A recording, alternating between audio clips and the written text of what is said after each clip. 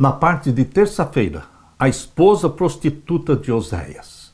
Cada vez que você lê o livro de Oséias, você fica assustado. Aquilo que aconteceu com Oséias, Deus usou para ilustrar mais uma vez a infidelidade da nação de Israel, da igreja de Deus naquele tempo, que representa a igreja de Deus hoje. Vamos abrir a Bíblia em Oséias, capítulo 1.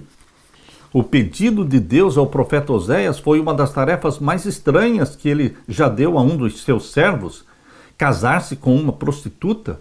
Mas Deus usou Oséias para nos ajudar a compreender, a partir de sua própria perspectiva, a dor do pecado e da rebelião humana. Deus amou e escolheu uma esposa, Israel. Ela o traiu inúmeras vezes. Ainda assim, surpreendentemente, Deus a aceitava de volta e a restaurava. O que é a prostituição mencionada na Bíblia? Prostituição mencionada na Bíblia se refere ao povo de Deus buscar relacionamento e obediência a Satanás. Quando os filhos de Deus davam costas para Deus e começavam a adorar Baal e sacrificar suas crianças a Moloque. Queridos, isto se chama na Bíblia de prostituição, adultério espiritual. Isso aconteceu no passado? Você acha que também acontece no presente? Você acha que ainda hoje a igreja de Deus pode estar se prostituindo, adorando ídolos, adorando Baal, se inclinando diante de Roma? Aqui está o exemplo de Oséias. Abra sua Bíblia e vamos ler Oséias capítulo 1 e o verso 2.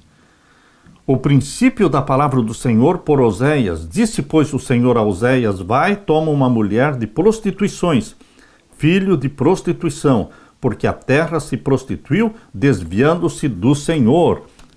E lemos ainda no capítulo 3 de Oséias, verso 1, o Senhor me disse: vai outra vez, ama uma mulher amada do seu amigo e adúltera. Como o Senhor ama os filhos de Israel, embora eles olhem para outros deuses e amem os bolos de uvas. Queridos, a história de Oséias, que se casou com a prostituta, revela a triste realidade da nação de Israel no passado de se prostituir e adulterar com Satanás. Mas, no Novo Testamento, nós vamos encontrar novamente outra prostituição, outro relacionamento adúltero. Quando nós abrimos Apocalipse capítulo 17, nós vamos encontrar aqui neste capítulo a experiência da igreja que se prostituiu. A igreja que nasceu pura, mas que no período do 4º século se prostituiu com Baal, tornou-se adoradora de Baal. No tempo de Constantino, a igreja de Roma se tornou submissa ao imperador de Roma.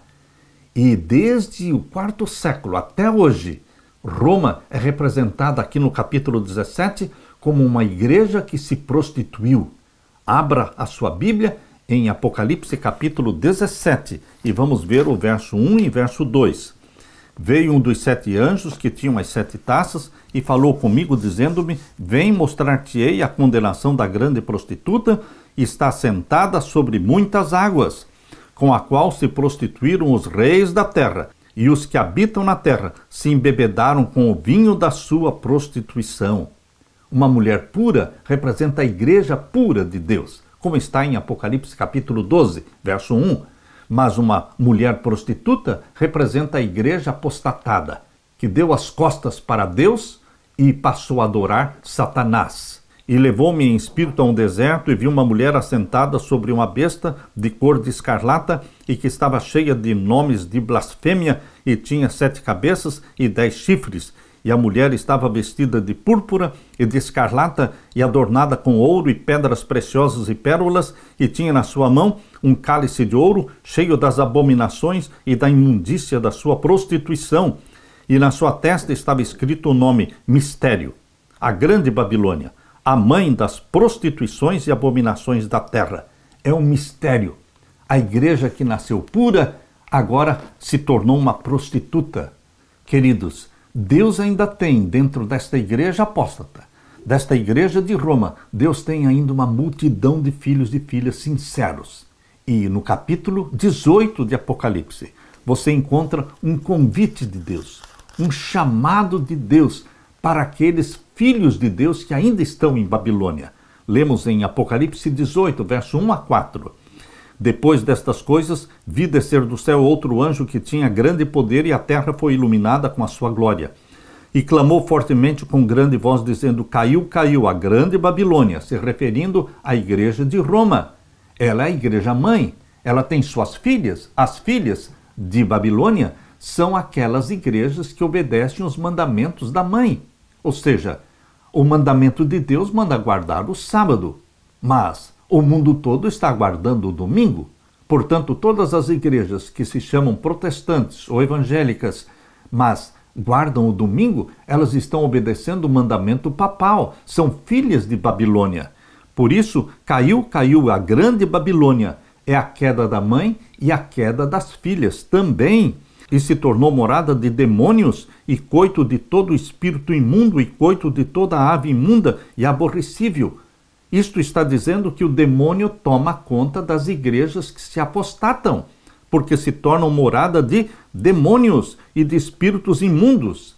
E o verso 3, porque todas as nações beberam do vinho da ira da sua prostituição.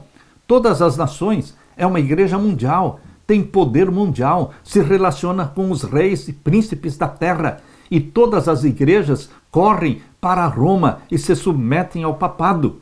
Por isso diz aqui, porque todas as nações beberam do vinho da ira da sua prostituição.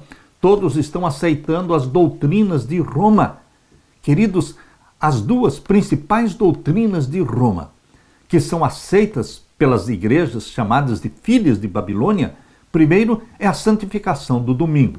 E segundo é a doutrina da imortalidade da alma, de que a alma é imortal e que os seres pecadores e ímpios vão permanecer vivos, queimando eternamente vivos.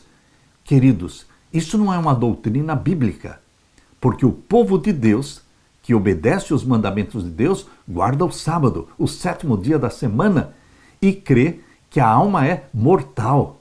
Quando o corpo morre, volta ao pó. E o espírito de vida, o fôlego de vida, volta para Deus. E a alma vivente deixou de ser vivente. Só existe alma vivente quando o corpo está com o fôlego. Quando o fôlego sai do corpo, você desliga o fôlego e o corpo, deixa de existir alma vivente. O corpo volta à terra, o espírito de vida, o fôlego de vida volta para Deus e a alma vivente deixa de existir.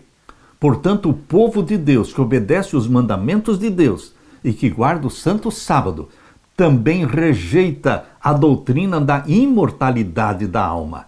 Isto nos liberta e nos distancia do espiritismo, do espiritualismo, de todas as sociedades secretas. Isto nos distancia do paganismo, do hinduísmo, do budismo. Todas as religiões pagãs acreditam na imortalidade da alma, da mesma forma como a Igreja de Roma, da mesma forma como as igrejas evangélicas e protestantes.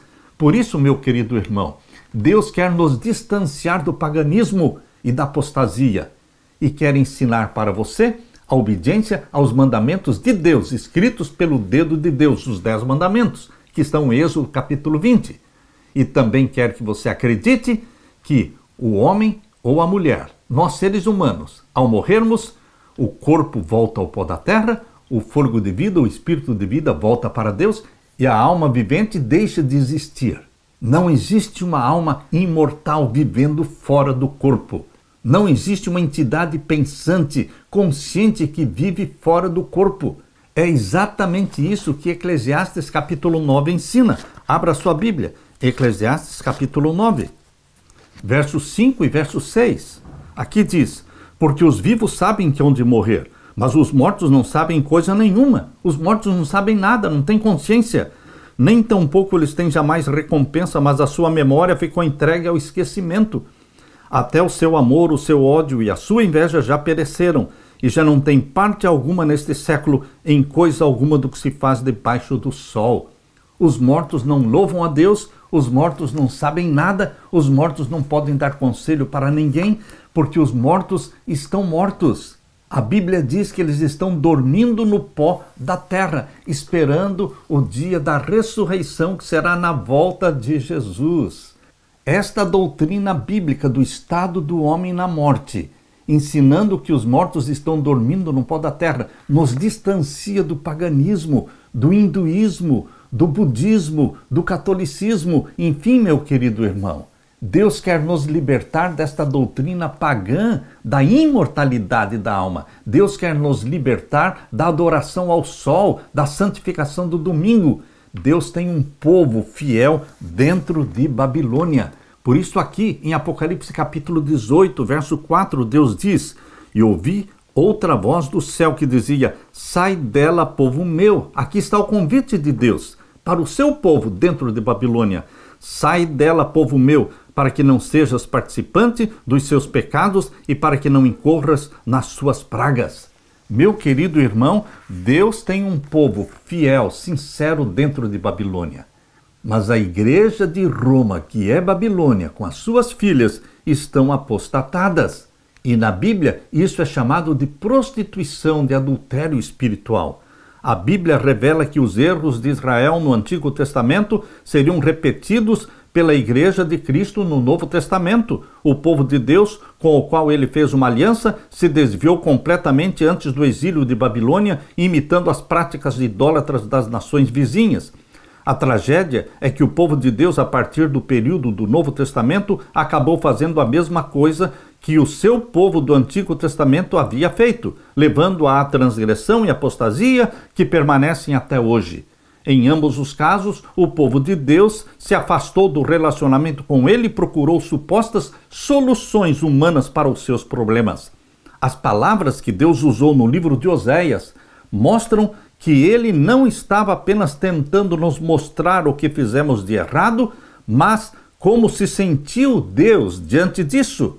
Quem já foi traído pelo cônjuge pode ter uma pálida noção dos sentimentos que a nossa infidelidade a Cristo despertam nos seres celestiais. Talvez a parte mais surpreendente da história de Oséias seja o que ele fez para redimir a sua esposa rebelde.